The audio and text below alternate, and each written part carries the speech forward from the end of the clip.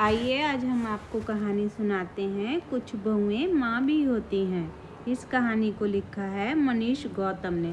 अगर आपको ये कहानी पसंद आए तो प्लीज़ इसको लाइक, शेयर, कमेंट और हमारे चैनल को सब्सक्राइब ज़रूर कर लें।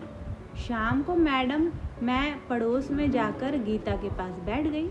उसकी सासू माँ भी तो कई दिनों से बीमार है, बिस्तर पर ही रहती है। पति बहुत पहले से ही गुजर गए थे।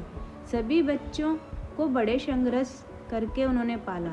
सोचा खबर भी ले आऊं और गीता के पास थोड़ी देर बैठ भी लूँगी। मेरे बैठे बैठे पड़ोस में रहने वाली उसकी 3 देवरानियां भी आ गई। गीता से पूछा, अम्मा जी कैसी हैं और चाय पानी पीने लगी। फिर एक एक करके बहुओं का शिकायत पुराण शुरू हुआ।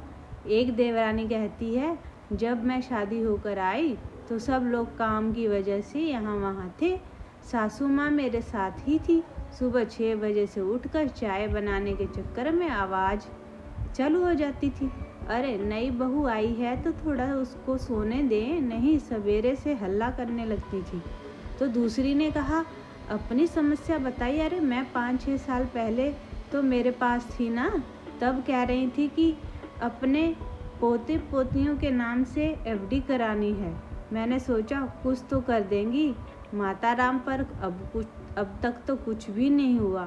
तीसरी भी पीछे से क्यों रहती है। अरे माता जी के बहुत ही नखरे हैं, सब्जी से आलू अलग करके खाती हैं, पूरी रोटी खाने में तो ना जाने क्यों जान जलती है, बस ऊपर की परत खाती हैं। आधे घंटे तक शिकायतें करने के बाद सबने ये कह के चली गई कि उनको शाम का खाना बनाना है, बच्चे इंतज़ार कर रहे हैं। उनके जाने के बाद मैं गीता से पूछ बैठी, गीता अम्मा जी आज 1 साल से बीमार हैं और तेरे ही पास हैं, लगभग बिस्तर पर ही हैं। तेरे मन में नहीं आता कि कोई और भी रखे या इनका काम करे। माँ तो सबकी है। वह बोली, मनीषा मेरी सास 7 बच्चों की माँ है। अपने बच्चों को पालने में, उसको अच्छी ज़िंदगी देने में कभी भी अपने सुख की परवाह नहीं की। ससुर जी को तो उनकी 7वीं संतान ने ही नहीं देखा। उन्होंने अकेले उनकी दुकान संभाली और परिवार को समाज की किस नज़र से देखता है ये तो आपको पता ही है। हम जानते हैं वो सब कुछ सहते हुए सभी बच्चों को अच्छी तरह से परवरिश की। क्या करे, माँ की नींद नहीं आती। सुबह 6 बजे अपने हाथ से अपने लिए चाय बना लिया करती थी। कभी उम्र होने के साथ गैस बनने लगी थी तो कैसे खाएं आलू, दांत भी नहीं रहे तो रोटी का ऊपर का हिस्सा ही खा पाएंगी ना। सबके नाम से संपत्ति उन्होंने पहले ही बांट दी थी।